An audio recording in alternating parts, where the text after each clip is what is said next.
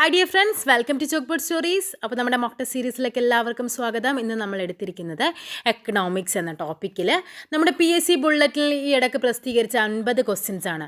ഈ 50 ക്വസ്റ്റ്യൻസ് നിങ്ങൾ ഉറപ്പായിട്ടും എക്സാമിന് മുന്നേ, കാര്യം നാളെ LDC 27-ാം തീയതി എന്തായിരുന്നു നമ്മുടെ LDC ട്രിവാൻഡ്രത്ത് സ്റ്റാർട്ട് ചെയ്യുകയാണ്. ഒത്തിരി പേരുടെ എല്ലാവരും ഉറ്റുനോക്കുന്നൊരു എക്സാമാണ്. കാര്യം അത് കഴിയുമ്പോൾ നമുക്ക് എക്സാമിൻ്റെ പാറ്റേൺ, അതായത് പ്രിലിംസ് മാറ്റി മെയിൻസ് മാത്രമാക്കുന്നൊരു എക്സാമൊക്കെയാണ്.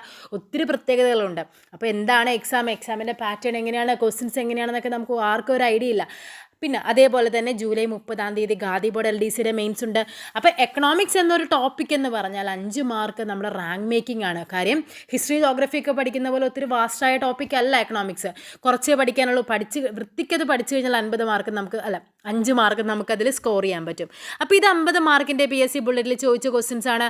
നമുക്കറിയാം PSC ബുള്ളറ്റിലെ ക്വസ്റ്റ്യൻസ് PSC എക്സാംസുകൾക്ക് വളരെയധികം ഇമ്പോർട്ടൻസ് അവർ കൊടുക്കാറുണ്ട്. സോ ഈ ഒരു 50 ക്വസ്റ്റ്യൻ അറ്റൻഡ് ചെയ്തിട്ട് എത്ര മാർക്ക് കിട്ടിയെന്ന് നിങ്ങൾ എന്തായാലും ഒന്ന് കമൻറ്റ് ചെയ്യുക. ഓക്കെ, നമുക്ക് എന്താ ക്വസ്റ്റ്യനിലേക്ക് പോകാം. താഴെ പറയുന്ന സാമ്പത്തിക ശാസ്ത്ര ഗ്രന്ഥങ്ങൾ, ഗ്രന്ഥകർത്താക്കൾ എന്നിവയിൽ ശരിയായവ ഏതെല്ലാം? അപ്പോൾ നമ്മൾ പഠിക്കേണ്ട ഒരു ഏരിയയാണിത്. ശാസ്ത്ര ഗ്രന്ഥങ്ങളും അതേപോലെ ഗ്രന്ഥകർത്താക്കളും എന്താണ്? Adam Smith, wealth of nation; Gunnar Myrdal, Asian drama; Amartya Sen, poverty and famine; Dadabhai Naoroji, poverty and unBritish rule in India. ഇവയെല്ലാം എന്താണ്? ശരിയായ പ്രസ്താവനകളാണ്. സോ ഇവിടെ ആൻസർ ചെയ്ത് വരും ഓപ്ഷൻ ഡി 1, 2, 3, 4 എന്നിവ ശരിയാണ്. ഓക്കെ അല്ലേ? നെക്സ്റ്റ് ക്വസ്റ്റ്യനിലേക്ക് പോകാം. ഒരു രാജ്യത്തിൻ്റെ മൂലധനം, സാങ്കേതിക ഉൽപ്പന്നങ്ങൾ എന്നിവ പ്രത്യേക നിയന്ത്രണങ്ങളില്ലാതെ മറ്റൊരു രാജ്യത്തേക്ക് വ്യാപിപ്പിക്കുന്ന പ്രക്രിയ അറിയപ്പെടുന്ന പേരാണെന്ത്? അതാണ് ആഗോളവൽക്കരണം. അതായത് നമുക്കെന്താണ് ആഗോളവൽക്കരണം, ഉദാരവൽക്കരണം, ദേശസാൽക്കരണം, സ്വകാര്യവൽക്കരണം. ഇതെല്ലാം ഒന്ന് വായിച്ച് വേണം നിങ്ങൾ എക്സാമിന് പോകാനായിട്ട്. ഓക്കെ, നെക്സ്റ്റ് എന്താ നോക്കിക്കേ. ഇന്ത്യയിൽ 20, 50, 100, 500 രൂപ നോട്ടുകൾ അച്ചടിക്കുന്ന പ്രസ് ഏതാണ്? അത് ബാങ്ക് നോട്ട് പ്രസ് ദിവാസാണ്. ബാങ്ക് നോട്ട് പ്രസ് ദിവാസാണ് 20, 50, 100, 500 നോട്ടുകൾ അച്ചടിക്കുന്നത്. Next question. ഓക്കെ, ഇത് എന്നാണ് രൂപം കൊണ്ടത്? ഇത് 1974-ലാണ്.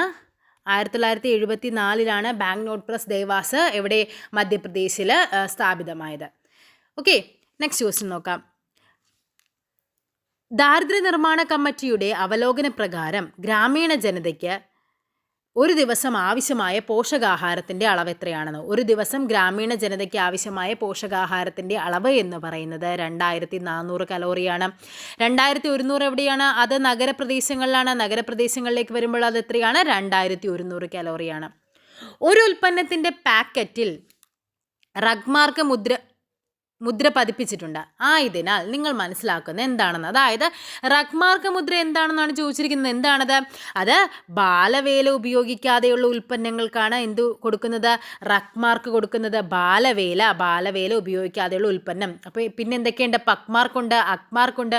അക്മാർക്ക് എന്ന് പറഞ്ഞാൽ എന്താണ്? കാർഷികവുമായി ബന്ധപ്പെട്ടാണ്. മികച്ച ഗുണനിലവാരമുള്ള കാർഷിക ഉൽപ്പന്നങ്ങൾക്കാണ് അക്മാർക്ക് കൊടുക്കുന്നത്. എന്താണ് പക്മാർക്ക്? നമുക്കറിയാം അല്ലേ, കടുവകളുടെയൊക്കെ എണ്ണ കൊടുക്കുന്ന പക്മാർക്ക് എന്ന് പറഞ്ഞാൽ അവരുടെ കാൽപ്പാടാണ്. അപ്പോൾ അത് അനിമൽസുമായിട്ട് ബന്ധപ്പെട്ടതാണ് പക്മാർക്ക്. ഓക്കെ, നെക്സ്റ്റ് ക്വസ്റ്റ്യൻ എന്താണെന്ന് നോക്കിക്കേ.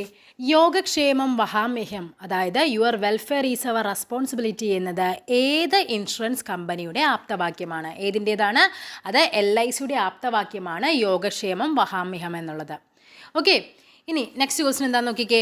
1930-കളിലെ സാമ്പത്തിക മാന്ദ്യത്തിന് കാരണമായി പറയുന്ന വാൾ സ്ട്രീറ്റ് ദുരന്തം എന്നത് ഏത് രാജ്യത്തെ സ്റ്റോക്ക് എക്സ്ചേഞ്ച് വിലയിലുണ്ടായ തകർച്ചയാണ്? ഏത് രാജ്യത്തിൻ്റെതാണ് വാൾ സ്ട്രീറ്റ് ദുരന്തം എന്ന് പറയുന്നത്? ന്യൂയോർക്ക് സ്റ്റോക്ക് എക്സ്ചേഞ്ചിലെ തകർച്ച അറിയപ്പെടുന്നതാണ്. ഓക്കെ, നെക്സ്റ്റ് ക്വസ്റ്റ്യൻ നോക്കിക്കേ. ഓഹരി വിപണികളിലെ ഗവൺമെൻറ് ഓഹരികൾ ഏത് പേരിലാണ് അറിയപ്പെടുന്നത്? ഗവൺമെൻറ് ഓഹരികളാണ് ചോദിച്ചിരിക്കുന്നത്. ഏതാണത്? അത് ഗിൽഡുകൾ എന്നാണ് അറിയപ്പെടുന്നത്. ഗവൺമെൻറ് ഓഹരികൾ അറിയപ്പെടുന്നത് ഗിൽഡാണ്. അപ്പോൾ എന്താണ് ബുള്ളെന്ന് പറഞ്ഞാൽ നമ്മുടെ ഓഹരി സൂചിക ഉയരുന്നതിനെ പറയുന്ന പേരാണ്. അതായത് നമ്മുടെ ഓഹരി വിപണി എന്ന് പറയുന്നത് ബുൾ ആൻഡ് ബെയർ എന്നാണ് അറിയപ്പെടുന്നത്. അപ്പോൾ ഓഹരി സൂചിക കൂടുന്നതിനെ ബുൾ എന്നും കുറയുന്നതിനെ ബെയർ എന്നും പറയും. അപ്പോൾ എന്താ ബ്ലൂ ചിപ്പ് എന്ന് പറഞ്ഞാൽ? അത് വില കൂടിയ ഓഹരികളാണ് ബ്ലൂ ചിപ്പ് ചിപ്പ് എന്നറിയപ്പെടുന്നത്? വില കൂടിയ ഓഹരികളാണ് ബ്ലൂ ചിപ്പുകൾ എന്നറിയപ്പെടുന്നത്. നെക്സ്റ്റ് ക്വസ്റ്റ്യൻ, ഇന്ത്യൻ ഓഹരി വിപണികളെ നിയന്ത്രിക്കുന്ന സ്ഥാപനമായ SEBI, securities and exchange board of India, സ്ഥാപിതമായ വർഷം ഏതാണ്? അത് 1988 ഏപ്രിൽ 12 സെബി രൂപീകൃതമായത്. 1988 ഏപ്രിൽ 12. ഇനി 1992 ജനുവരി 30 എന്താണ് സംഭവിച്ചത്? ജനുവരി 30 സെബിക്ക് സ്വയംഭരണ പദവി ലഭിച്ചു. സെബിക്ക്, securities and exchange board of ഇന്ത്യക്ക് സ്വയംഭരണ പദവി ലഭിച്ചത് 1992 ജനുവരി 30. സർചാർജ് എന്നത് ഏതു തരം നികുതിയാണ്? ഏതു തരമാണ് സർചാർജ് എന്നത്? പ്രത്യക്ഷമോ പരോക്ഷമോ ആയ നികുതിക്ക് പുറമെ ഈടാക്കുന്ന അധിക തുകയെ പറയുന്ന പേരാണെന്ത്? സർചാർജ്. പ്രത്യക്ഷ നികുതിയുണ്ട്, പരോക്ഷ നികുതിയുണ്ട്. അവയൊന്നുമല്ലാതെ നികുതിക്ക് പുറമെ ഈടാക്കുന്ന അധിക നികുതിയാണ് സർചാർജ് എന്നറിയപ്പെടുന്നത്.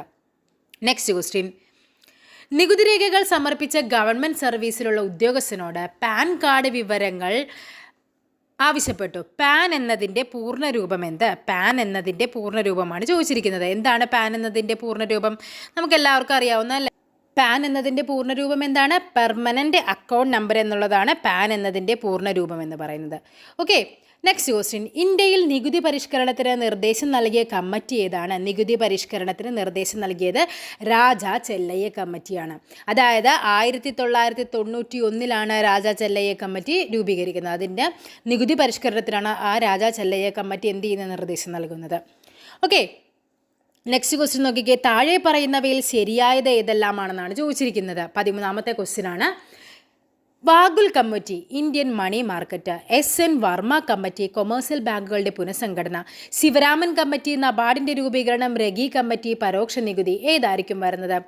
ഇവയെല്ലാം ശരിയാണ്. അപ്പോൾ നിങ്ങൾ പഠിച്ചു വെച്ചോ. വാഗുൽ കമ്മിറ്റി എന്തുമായി ബന്ധപ്പെട്ടതാണ്? ഇന്ത്യൻ മണി മാർക്കറ്റുമായി ബന്ധപ്പെട്ടതാണ്.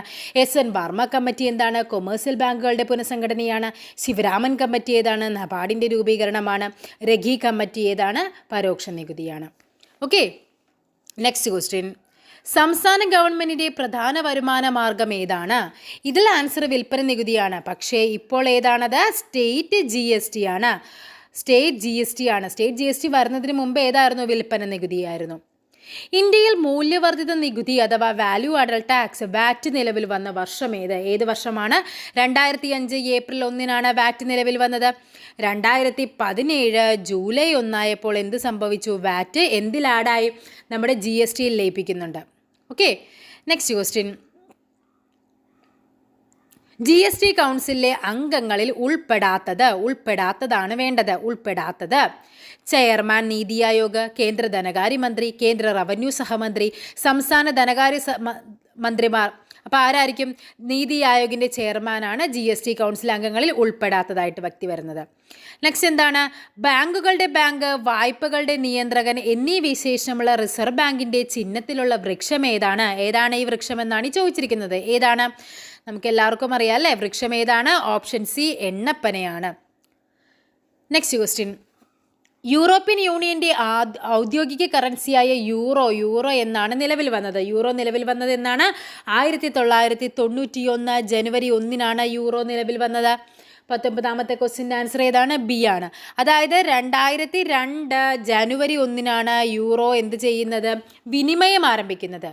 ഓക്കെ, നെക്സ്റ്റ് ക്വസ്റ്റ്യൻ, ഇന്ത്യൻ രൂപയ്ക്ക് നിലവിലുള്ള ചിഹ്നമായ ഈ ചിഹ്നം രൂപകൽപ്പന ചെയ്ത് തമിഴ്നാട് സ്വദേശി ആരാണത്? നമുക്കറിയാം, ഡി ഉദയകുമാറാണ് ചിഹ്നം രൂപീകരിക്കുന്നത്. ഡി ഉദയകുമാർ. ഈ ചിഹ്നം വന്നതോടുകൂടി അതായത് ചിഹ്നമുള്ള കറൻസികളിൽ അഞ്ചാമത്തെ കറൻസിയായിട്ട് നമ്മുടെ എന്ത് വരുന്നുണ്ട്? ഇന്ത്യ വരുന്നുണ്ട്. ഓക്കെ, അപ്പോൾ ഇന്ത്യൻ കറൻസി കൂടാതെ വേറെ ഏതിനൊക്കെയാണ് ചിഹ്നമുള്ളത്? യൂറോ, അതേപോലെ യെൻ ഉണ്ട്, പിന്നെ ഏതാണ്? ഡോളറ്, പിന്നെ ഉള്ളത് പൗണ്ടാണ്. ഇത്രയും എണ്ണത്തിനാണ് നമുക്ക് ഓൾറെഡി ചിഹ്നം ഉണ്ടായിരുന്നത്. ഇപ്പോൾ ഏതുണ്ട്? ഇന്ത്യൻ കറൻസിക്കും കൂടി ചിഹ്നം വന്നിട്ടുണ്ട്. ഈ ഡി ഉദയകുമാർ ചിഹ്നം രൂപകൽപ്പന ചെയ്തത് എന്നായിരുന്നു? അത് എന്നാണ് ഔദ്യോഗികമായിട്ട് സ്വീകരിച്ചത്? അത് എല്ലാ പ്രാവശ്യവും പരീക്ഷയ്ക്ക് ചോദിക്കുന്നതാണ്. 2010 ജൂലൈ 15 ഈ ചിഹ്നത്തെ ഔദ്യോഗികമായിട്ട് അംഗീകരിക്കുന്നത്. ഓക്കെ, നെക്സ്റ്റ് ക്വസ്റ്റ്യൻ നോക്കിക്കേ. ഇന്ത്യൻ കറൻസികളിൽ 1 രൂപ ഒഴികെയുള്ള മറ്റെല്ലാ നോട്ടുകളിലും, 1 രൂപയുടെ കാര്യമല്ല ചോദിക്കുന്നത്, 1 രൂപ ഒഴികെയുള്ള മറ്റെല്ലാ നോട്ടുകളിലും ഒപ്പിടുന്നത് ആരാണ്? റിസർവ് ബാങ്ക് ഗവർണറാണ്. കേന്ദ്ര ധനകാര്യ സെക്രട്ടറിയാണ് എന്തിൽ ഒപ്പിടുന്നത്? 1 രൂപ നോട്ടിൽ ഒപ്പിടുന്നത്. ഇനി അതുമായിട്ട് ബന്ധപ്പെട്ട് നമുക്ക് പഠിക്കാനുള്ളൊരു മലയാളിയുടെ പേരുണ്ട്. അതേതാണ്? അതായത് നമ്മുടെ KRK മേനോൻ. KRK മേനോനാണ് സ്വതന്ത്രാനന്തരം അച്ചടിക്കപ്പെട്ട ആദ്യത്തെ 1 രൂപ നോട്ടിൽ ഒപ്പുവെച്ച ധനകാര്യ സെക്രട്ടറി എന്ന് പറയുന്നത് KRK മേനോനാണ്. KRK മേനോൻ. ഇദ്ദേഹം ഒരു മലയാളിയാണ്. ഓക്കെ, നെക്സ്റ്റ് ക്വസ്റ്റ്യൻ എന്താ നോക്കിക്കേ. കറൻസി നോട്ടുകൾ പുറത്തിറക്കാനുള്ള അധികാരം ഇന്ത്യ ഗവൺമെൻറ്റിൽ നിക്ഷിപ്തമായത് ഏത് ആക്ട് പ്രകാരമാണെന്നാണ് ചോദിച്ചിരിക്കുന്നത്. അത് പേപ്പർ കറൻസി ആക്ട് ആണ്. പേപ്പർ കറൻസി ആക്ട് 1861 പ്രകാരമാണ് ഇന്ത്യ ഗവൺമെൻറ്റിൽ അത് നിക്ഷിപ്തമായിരിക്കുന്നത്. ഓക്കെ, നെക്സ്റ്റ് ക്വസ്റ്റ്യൻ എന്താണെന്ന് നോക്കിക്കേ. ചുവടെ തന്നിട്ടുള്ളതിൽ ശരിയായ പ്രസ്താവന ഏതെന്നാണ് ചോദിച്ചിരിക്കുന്നത്. 1996 മുതലാണ് reserve bank of India Mahatma Gandhi സീരീസിലുള്ള നോട്ടുകൾ പുറത്തിറക്കിയത്. അത് ശരിയാണ്. 96 മുതലാണ് മഹാത്മാഗാന്ധി സീരീസ് വന്നു തുടങ്ങിയത്. ഇന്ത്യൻ കറൻസികളിൽ 17 ഭാഷകളിൽ നോട്ടിൻ്റെ മൂല്യം രേഖപ്പെടുത്തിയിട്ടുണ്ട്. അതും ശരിയായ പ്രസ്താവനയാണ്. ഇന്ത്യൻ നോട്ടിൽ മൂല്യം രേഖപ്പെടുത്തിയിരിക്കുന്ന ഏക വിദേശ ഭാഷ നേപ്പാളിയാണ്. ഇതും ശരിയാണ്. സോ മേൽപ്പറഞ്ഞവയെല്ലാം ശരിയായ പ്രസ്താവനയാണ്. ആദ്യം രേഖപ്പെടുത്തിയിരിക്കുന്ന ഭാഷ ആസാമീസും അവസാനത്തേത് ഉറുദും. ആദ്യം ആസാമീസും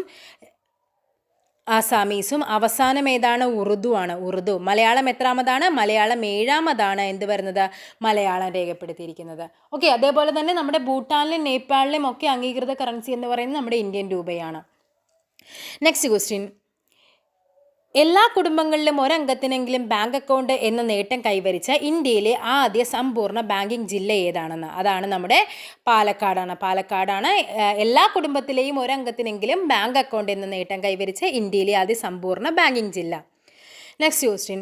താഴെ പറയുന്നവയിൽ ഏത് ബാങ്കിൻ്റെ ആസ്ഥാനമാണ് ന്യൂഡൽഹിയിൽ സ്ഥിതി ചെയ്യാത്തത്? അപ്പോൾ ഏതൊക്കെയോ 3 ന്യൂഡൽഹിയിലാണ്. നമുക്കറിയാം സ്റ്റേറ്റ് ബാങ്ക് ഓഫ് ഇന്ത്യയുടെ ആസ്ഥാനം എവിടെയാണ്? മുംബൈ ആണ്. സോ ന്യൂഡൽഹിയിൽ സ്ഥിതി ചെയ്യാത്തതെന്ന് വെച്ചപ്പോൾ Punjab national bank, oriental bank of commerce, Punjab and Sindh bank ഇവയുടെ എല്ലാത്തിൻ്റെയും ആസ്ഥാനം എവിടെയാണ്? ന്യൂഡൽഹിയാണ്. അപ്പോൾ അതാണ് നമ്മളിവിടെ പഠിക്കേണ്ടത്. സെൻട്രൽ ബാങ്ക് ഓഫ് ഇന്ത്യ നമ്മൾ കോമൺ ആയിട്ട് എപ്പോഴും പഠിക്കുന്നൊരു കാര്യമാണ്. സ്റ്റേറ്റ് ബാങ്ക് ഓഫ് ഇന്ത്യയുടെ ആസ്ഥാനം മുംബൈ ആണെന്നുള്ളത്. Okay, next question. Shrimati Indira Gandhi പ്രധാനമന്ത്രിയായിരുന്നപ്പോൾ 1969 ജൂലൈ 16 എത്ര ബാങ്കുകളെയാണ് ദേശസാൽക്കരണം ചെയ്ത്? ഫസ്റ്റ് ബാങ്ക് നാഷണലൈസേഷനിൽ എത്രയായിരുന്നു? 14 ബാങ്കുകളെയാണ് നാഷണലൈസ് ചെയ്തത്. ഈ ജൂലൈ 19 എന്തെന്നറിയപ്പെടുന്നത്? ബാങ്ക് നാഷണലൈസേഷൻ ഡേ എന്നറിയപ്പെടുന്നത് ഏതാണ്? ജൂലൈ 19 ബാങ്ക് നാഷണലൈസേഷൻ ഡേ എന്നറിയപ്പെടുന്നത്. Bank nationalisation day. Okay, next question. Your perfect banking partner എന്നത് ഏത് ബാങ്കിൻ്റെ ആപ്തവാക്യമാണ്? ഏതാണ്? ഫെഡറൽ ബാങ്കിൻ്റെ ആപ്തവാക്യമാണ് യുവർ പെർഫെക്റ്റ് ബാങ്കിങ് പാർട്ട്ണർ എന്നുള്ളത്. ഇനി SBIയുടെ എന്താണ്? SBIയുടേത് അത് പ്യുവർ ബാങ്കിങ് നത്തിങ് എൽസ്. അതാണ് SBIയുടേത്. ഇനി കാനറ ബാങ്കിൻ്റെ എന്താണ്? കാനറ ബാങ്കിൻ്റെ ആണെങ്കിൽ ടുഗദർ വി ക്യാൻ എന്നുള്ളതാണ് കാനറ ബാങ്കിൻ്റെ ആപ്തവാക്യം. Together we can. SBI ആണെങ്കിൽ എന്താണ്? Pure banking nothing else. ഇനി യൂക്കോ ബാങ്ക് എന്താണ്? യൂക്കോ ബാങ്കിൻ്റെത് honours your trust. Honours your trust. അതാണ് യൂക്കോ ബാങ്കിൻ്റേത്. Okay, next question. താഴെ പറയുന്നവയിൽ ഏതാണ് മുദ്രാ ലോൺ മേളകൾ വഴി നൽകുന്ന ലോണുകളിൽ ഉൾപ്പെടാത്തത്? അപ്പോൾ ഏതൊക്കെയോ മുദ്രാ ലോണുകളാണെന്നറിയാം. അതായത് ശിശു എന്ന് പറയുന്ന ലോണ് 50,000 രൂപയിൽ താഴെ ലോൺ നൽകുന്ന പദ്ധതിയാണ് എന്താ? ശിശു എന്ന് പറയുന്നത്. ഇനി കിഷോർ എന്ന് പറയുന്നത് 50,000 മുതൽ എത്ര വരെ? 5 ലക്ഷം വരെയുമാണ്. ഇനി തരുൺ എന്ന് പറയുന്നത് എത്രയാണ്? 5 ലക്ഷം മുതൽ 10 ലക്ഷം വരെയാണ് തരുൺ എന്ന് പറയുന്നത്. സോ ഉൾപ്പെടാത്തത് ചോദിച്ചാൽ ഏതാണ്? കിരൺ. അപ്പോൾ നിങ്ങൾ കിരൺ അല്ല പഠിക്കേണ്ടത്, തരുൺ. ഏതൊക്കെയാണ്? ശിശു, കിഷോർ, തരുൺ. 3 എണ്ണമാണ് മുദ്രാ ലോണുകൾ. ശിശു എന്ന് പറഞ്ഞാൽ 50,000 രൂപയിൽ താഴെയാണ്. ഇനി കിഷോർ എന്ന് പറഞ്ഞാൽ എത്രയാണ്? 50,000 മുതൽ 5 ലക്ഷം വരെയാണ്. തരുൺ എന്ന് പറയുമ്പോൾ അത് 5 to 10 ലക്ഷമാണ്. നെക്സ്റ്റ് ക്വസ്റ്റ്യൻ എന്താണെന്ന് നോക്കിക്കേ. കൃഷിക്കും ഗ്രാമവികസനത്തിനും വേണ്ടിയുള്ള ദേശീയ ബാങ്കായ നബാർഡ് മുംബൈ ആസ്ഥാനമായിട്ട് രൂപം കൊണ്ടത് ഏത് വർഷത്തിലാണെന്ന്. അപ്പം നബാർഡ് എപ്പോഴും ഇമ്പോർട്ടൻ്റ് ആയൊരു ടോപ്പിക്കാണ്. എല്ലാ പ്രാവശ്യവും പരീക്ഷയ്ക്ക് ഏതെങ്കിലും ഒരു ഫേസിലായിട്ട് നമുക്ക് നബാർഡ് ചോദിക്കാറുണ്ട്. സോ ഏതാണ്? 1982 ജൂലൈ 12 നബാർഡ് രൂപീകരിക്കുന്നത്. Next question. ഇന്ത്യയിൽ ആദ്യമായി കോർ ബാങ്കിങ് സംവിധാനം നടപ്പിലാക്കിയ ബാങ്കാണ് ഏത്? കോർ ബാങ്കിങ് നടപ്പിലാക്കിയത് നമ്മുടെ SBI ആണ്. ഓക്കെ, നെക്സ്റ്റ് ക്വസ്റ്റ്യൻ 2017 ഏപ്രിൽ 1 SBIയിൽ ലയിപ്പിച്ച ബാങ്കുകളിൽ ഉൾപ്പെടാത്തതാണ് നമ്മളോട് ചോദിച്ചിരിക്കുന്നത്. അപ്പോൾ നമ്മൾ ഉൾപ്പെട്ട ബാങ്കുകൾ ഏതൊക്കെയാണെന്ന് വൃത്തിക്ക് പഠിച്ചു വെക്കുക. കാര്യം അത് പരീക്ഷയ്ക്ക് ചോദിക്കാൻ ചാൻസ് ഉണ്ട്. അപ്പോൾ ഏതാണ്? അതായത് നമ്മുടെ ഇവിടുത്തെ ആൻസർ വരുന്നത് സ്റ്റേറ്റ് ബാങ്ക് ഓഫ് അഹമ്മദാബാദ് ആണ്. ഇതാണ് ആൻസർ വരുന്നത്. സ്റ്റേറ്റ് ബാങ്ക് ഓഫ് അഹമ്മദാബാദ് ആയിരുന്നില്ല ലയിപ്പിച്ചത്, ഹൈദരാബാദ് ആയിരുന്നു. അപ്പോൾ സ്റ്റേറ്റ് ബാങ്ക് ഓഫ് മൈസൂർ ഉണ്ട്, പാട്യാല ഉണ്ട്.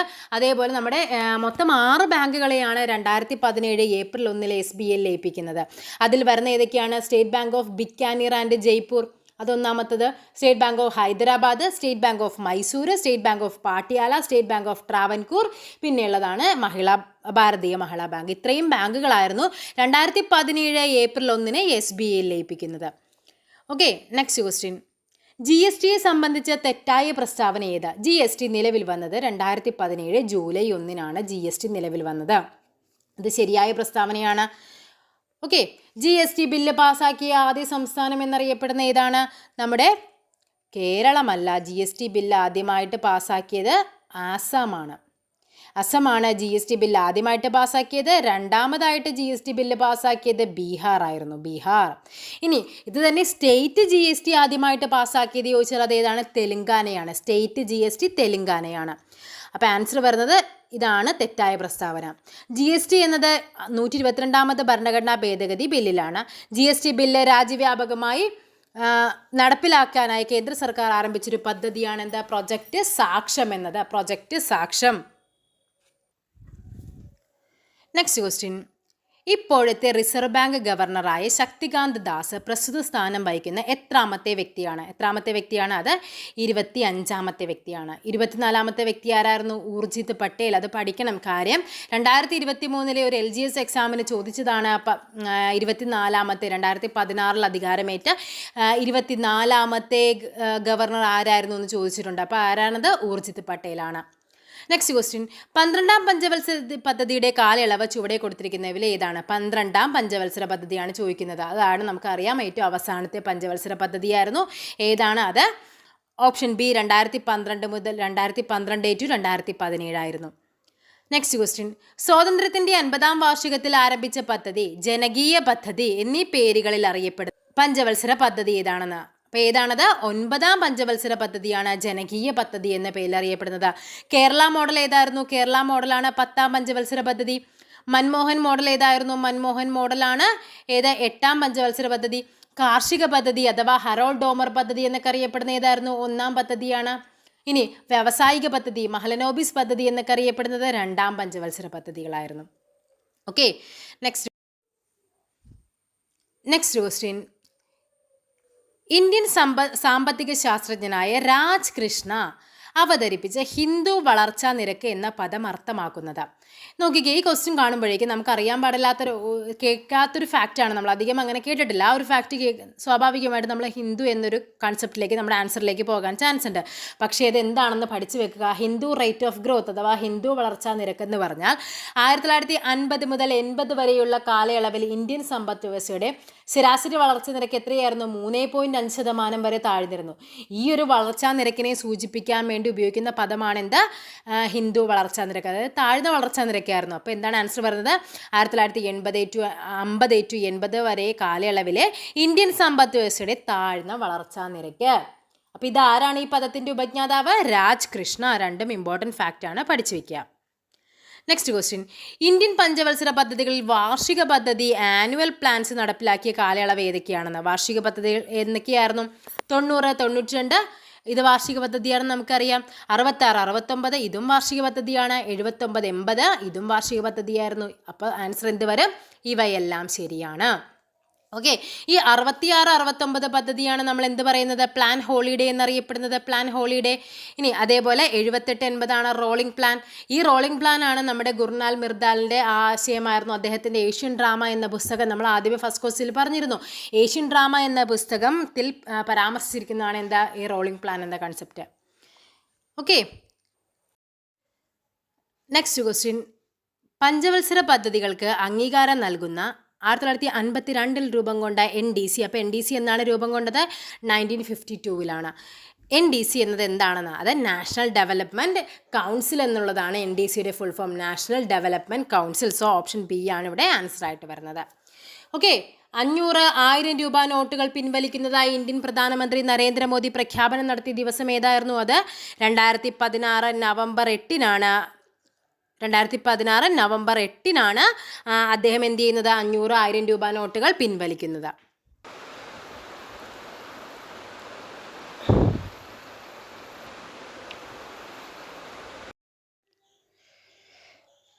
ഓക്കെ, നെക്സ്റ്റ് ക്വസ്റ്റ്യൻ എന്താണെന്ന് നോക്കിക്കേ.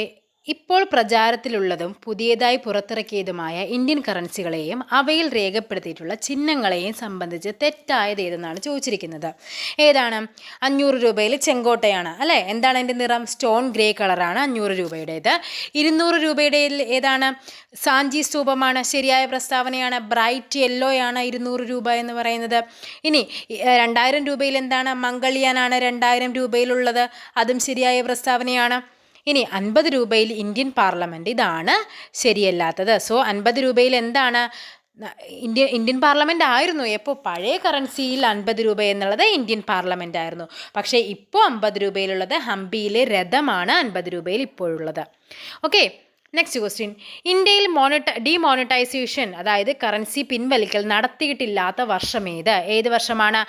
അതായത് ഇന്ത്യയിൽ 3 തവണയാണ് നോട്ട് നിരോധനം ഏർപ്പെടുത്തിയിട്ടുള്ളത്. അതിലൊന്ന് 1946 ജനുവരി 12-ന്, 1946 ജനുവരി 12.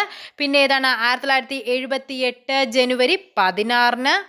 പിന്നെയുള്ളത് 2016 നവംബർ 8-ന്. അപ്പോൾ ഏതാണ് നടത്തിയിട്ടില്ലാത്ത വർഷം എന്ന് ചോദിച്ചാൽ 1984-ആണ്. ഈ ക്വസ്റ്റ്യൻ ഇതിന് മുന്നേ ചോദിച്ചിരിക്കുന്നത് എത്ര തവണ നോട്ട് നിരോധനം ഏർപ്പെടുത്തിയിട്ടുണ്ടെന്നൊരു ക്വസ്റ്റ്യൻ വന്നിരുന്നത്. എത്ര തവണയാണ്? 3 തവണയാണ്. താഴെ പറയുന്നവയിൽ ശരിയായ പ്രസ്താവനകൾ ഏതെല്ലാം? ആധുനിക സാമ്പത്തിക ശാസ്ത്രത്തിൻ്റെ പിതാവ്, ലേസസ് ഫെയർ സിദ്ധാന്തത്തിൻ്റെ ഉപജ്ഞാതാവ് എന്നിവ ആദം സ്മിത്ത് ആണ്. അത് ശരിയായ പ്രസ്താവനയാണ്. ഇനി നെക്സ്റ്റ് എന്താണ് ചോദിച്ചിരിക്കുന്നത്? ഇന്ത്യൻ സാമ്പത്തിക ശാസ്ത്രത്തിൻ്റെ പിതാവാണ് ആര്? ദാദാഭായ് നവറോജി. ഇതും ശരിയാണ്. ചോദന നിയമം, ലോ ഓഫ് ഡിമാൻഡ്, ആൽഫ്രഡ് മാർഷലിൻ്റെയാണ്. ഇതും ശരിയാണ്. ഇന്ത്യൻ ആസൂത്രണത്തിൻ്റെ പിതാവായ വിശ്വേശ്വരയ്യ എഴുതിയ ഗ്രന്ഥമാണ് പ്ലാൻഡ് ഇക്കണോമി ഫോർ ഇന്ത്യ. ഇതും ശരിയാണ്. സോ ഏതാണ് ആൻസർ വരുന്നത്? ഓപ്ഷൻ ഡി ആണ്. അപ്പോൾ ഇതെല്ലാം നിങ്ങൾ പഠിച്ചു വയ്ക്കുക. ചോദന നിയമം, ആൽഫ്രഡ് മാർഷൽ, ഇന്ത്യൻ ആസൂത്രണത്തിൻ്റെ പിതാവായ വിശ്വേശ്വരയ്യയുടെ പുസ്തകമാണ് എന്ത്? Planned economy. ഇതൊക്കെ നിങ്ങൾ ആ ഒരു കണക്റ്റഡ് ഫാക്റ്റ് ആയിട്ട് നിങ്ങൾ പഠിച്ചു വയ്ക്കുക. ഇതെല്ലാം ശരിയായ പ്രസ്താവനകളാണ്. Next question. പണം ചെയ്യുന്നതെന്തോ അതാണ് പണം എന്ന് അഭിപ്രായപ്പെട്ടത് ആരാണെന്ന്? പണം ചെയ്യുന്നതെന്തോ അതാണ് പണം എന്ന് പറഞ്ഞത് ആരാണ്? ഓപ്ഷൻ ബി വാക്കറാണ്. Next question. ഇന്ത്യയിൽ ഏത് തരം സമ്പദ് വ്യവസ്ഥയാണ് നിലവിലുള്ളത്? ഏത് തരമാണ്? മിശ്ര സമ്പദ് വ്യവസ്ഥയാണ് നമ്മുടെ ഇന്ത്യ ഫോളോ ചെയ്യുന്നത്. നെക്സ്റ്റ് എന്താന്ന് നോക്കിക്കേ. ചുവടെ പറയുന്നവയിൽ ശരിയായ പ്രസ്താവനകൾ ഏതെല്ലാം? പ്രാഥമിക മേഖലയുടെ അടിത്തറ കൃഷിയാണ്. ശരിയാണ്. നമുക്കറിയാം പ്രൈമറി സെക്ടർ എന്ന് പറഞ്ഞാൽ കൃഷിയുമായി ബന്ധപ്പെട്ടതാണ്. ദ്വിതീയ മേഖല എന്ന് പറയുന്നത് വ്യവസായിക മേഖല എന്നും അറിയപ്പെടുന്നു. അതും ശരിയാണ്. ഇന്ത്യൻ സമ്പദ് വ്യവസ്ഥയ്ക്ക് ഏറ്റവും കൂടുതൽ സംഭാവന നൽകുന്നത് സേവന മേഖല എന്നറിയപ്പെടുന്ന തൃതീയ മേഖലയാണ്. ഇതും ശരിയാണ്. ബാങ്കിങ്, ഗതാഗതം എന്നിവ തൃതീയ മേഖലകളിലാണ് ഉൾപ്പെടുന്നത്. ഇതും ശരിയായ പ്രസ്താവനയാണ്. സോ ഓപ്ഷൻ ഡി 1, 2, 3, 4 എന്നിവയാണ് ശരിയായിട്ട് വരുന്നത്. Next question. ഒരു വർഷം ഒരു രാജ്യത്ത് ഉൽപ്പാദിപ്പിക്കുന്ന സാധനങ്ങളുടെയും സേവനങ്ങളുടെയും ആകെ തുകയാണ് എന്തെന്ന് പറയുന്നത്? ദേശീയ വരുമാനം എന്ന് പറയുന്നത്. ആ രാജ്യത്ത് ഉണ്ടാക്കുന്ന എന്തൊക്കെ രാജ്യത്തിനുള്ളിലാണ് മൊത്തം ഉൽപ്പാദിപ്പിക്കുന്ന സാധനങ്ങളുടെയും സേവനങ്ങളുടെയും തുക. നെക്സ്റ്റ് ക്വസ്റ്റ്യൻ എന്താണ്? ഇന്ത്യയുടെ ദേശീയ വരുമാനം കണക്കാക്കുന്ന സ്ഥാപനം ഏതാണെന്ന്? ഇന്ത്യയുടെ ദേശീയ വരുമാനം കണക്കാക്കുന്നത് സെൻട്രൽ സ്റ്റാറ്റിസ്റ്റിക്കൽ ഓർഗനൈസേഷൻ ആണ്. നെക്സ്റ്റ് ക്വസ്റ്റ്യൻ എന്താണ്? UNDP 2018 പ്രസിദ്ധീകരിച്ച റിപ്പോർട്ട് പ്രകാരം 130-ാം സ്ഥാനത്ത് നിൽക്കുന്ന ഇന്ത്യയുടെ മാനുഷിക വികസന സൂചിക താഴെ പറയുന്നവയിൽ ഏതാണ്? Option B. ഇതാണ് ആൻസർ. ഇത് നിങ്ങൾ ജസ്റ്റ് പഠിക്കണമെന്നില്ല. കാര്യം ഇത് 2018 കാര്യമാണ്. നമുക്ക് അത്ര ആവശ്യം ഇമ്പോർട്ടൻ്റ് അല്ല. നെക്സ്റ്റ് പറയുന്നത് എന്താണ്? താഴെ പറയുന്നവയിൽ ശരിയായ പ്രസ്താവനകൾ ഏതെല്ലാം? ന്യൂഡൽഹി ആസ്ഥാനമായ 1950 മാർച്ച് 15 നിലവിൽ വന്ന ആസൂത്രണ കമ്മീഷൻ ഒരു ഉപദേശക സമിതിയാണ്. ശരിയാണ്. ഒരു അഡ്വൈസറി ബോർഡായിരുന്നു. ആസൂത്രണത്തിന് വേണ്ടി പ്ലാനിംഗ് കമ്മീഷന് പകരം 2015 ജനുവരി 1 മുതൽ നിലവിൽ വന്നതാണ് എന്ത്? നീതി ആയോഗ്. ഇതും ശരിയാണ്. നീതി ആയോഗിൻ്റെ ഉപാധ്യക്ഷനായ വൈസ് ചെയർമാനെ നിയമിക്കുന്നത് അധ്യക്ഷനായ പ്രധാനമന്ത്രിയാണ്. ശരിയാണ്. നീതി ആയോഗിൻ്റെ നിലവിലെ CEO അമിതാഭ് കാന്ത് ആണ്. ഓക്കെ, ഇത് അന്നത്തെ 2018 പേപ്പറാണിത്. അത് വെച്ച് നോക്കുമ്പോഴേക്കും ഇതെന്താണ്? ശരിയാണ്. പക്ഷെ നമുക്കിവിടെ വേണ്ടത് എന്താണ് ഇപ്പോൾ. അപ്പോൾ ഇത് ആൻസർ വരുന്ന ഇതാണ്. പക്ഷേ നിലവിലെ CEO ആരാണ്? BVR സുബ്രഹ്മണ്യമാണ് നിലവിലെ CEO എന്ന് പറയുന്നത്. BVR സുബ്രഹ്മണ്യം. Next question. ചുവടെ പറയുന്നവയിൽ തെറ്റായ പ്രസ്താവന ഏത്? ഒന്നാം പഞ്ചവത്സര പദ്ധതി ഏതാണ്? 1950-55 ആണോ? അല്ല, 1951-56 ആണ് ഒന്നാം പഞ്ചവത്സര പദ്ധതി എന്ന് പറയുന്നത്. നെക്സ്റ്റ് എന്താണ്? രണ്ടാം പഞ്ചവത്സര പദ്ധതിയാണ് മഹലനോബിസ് മാതൃക എന്ന് പറയുന്നത്. സോ ഇത് ശരിയാണ്. ഒന്നാം പഞ്ചവത്സര പദ്ധതി അറിയപ്പെടുന്നത് കാർഷിക പദ്ധതി അഥവാ ഹരോൾഡ് ഡോമർ പദ്ധതി, ശരിയാണ്. അഞ്ചാം പദ്ധതിയാണ് ഗരീബി ഘടാവോ, ഇതും ശരിയാണ്. ഓക്കെ, അപ്പോൾ ഏതാണ് നമുക്ക് ആൻസർ ആയിട്ട് വരുന്നത്? ഓപ്ഷൻ എ ആണ് നമുക്കിവിടെ ആൻസർ ആയിട്ട് വരുന്നത്. സാമ്പത്തിക ശാസ്ത്രത്തിനുള്ള 2019 നോബൽ പുരസ്കാരത്തിന് അർഹനായത് പെടാത്തവരാണ് ചോദിച്ചിരിക്കുന്നത്. ഇവർ 3 പേരുമായിരുന്നു. അഭിജിത്ത് ബാനർജി, എസ്തേർ ദുഫ്ലോ, അതേപോലെ മൈക്കിൾ ക്രൈമർ. ഇതായിരുന്നു അല്ലാത്തത്. നമുക്കറിയേണ്ടത് ആരാണ്? 2022 ആരാണ്? അല്ലെ, നമ്മുടെ 2023 ഏറ്റവും പുതിയ നോബൽ പ്രൈസ് ആർക്കായിരുന്നു? നമ്മൾ നോബൽ പ്രൈസിൻ്റെ ഒരു ക്ലാസ് എടുത്തിട്ടിട്ടുണ്ട്. ആർക്കാണ്? Claudia Golda. Okay, Claudia gold നമ്മൾ എന്തുമായി ബന്ധപ്പെട്ടതാണ്? സാമ്പത്തികമായി ബന്ധപ്പെട്ട്. അപ്പം അങ്ങനെ ഓർത്താൽ മതി. ക്ലോഡിയ ഗോൾഡാണ് 2023 അതൊരു അമേരിക്കക്കാരിയാണ് നോബൽ പ്രൈസ് ലഭിച്ചത്. ഓക്കെ, അപ്പോൾ ഇത്രയുമാണ് നമ്മുടെ 50 ക്വസ്റ്റ്യൻസ്. എത്ര മാർക്ക് കിട്ടിയെന്ന് നിങ്ങൾ ഉറപ്പായിട്ടും നിങ്ങൾ കമൻറ്റായിട്ട് രേഖപ്പെടുത്തുക. അതേപോലെ ഇതിൻ്റെ PDF ആയിട്ട്, ഈ ഒരു ഫയൽ PDF ആയിട്ട് വേണമെങ്കിൽ നിങ്ങളൊന്ന് ഗ്രൂപ്പിലും കമൻറ്റായിട്ട് രേഖപ്പെടുത്തി കഴിഞ്ഞാൽ ഞാനത് PDF ആയിട്ട് നമ്മുടെ ടെലഗ്രാം ചാനലിലോ ടെലഗ്രാം ഗ്രൂപ്പിലോ ഏതിലെങ്കിലും നമ്മൾ ആ PDF അപ്ലോഡ് ചെയ്യാം.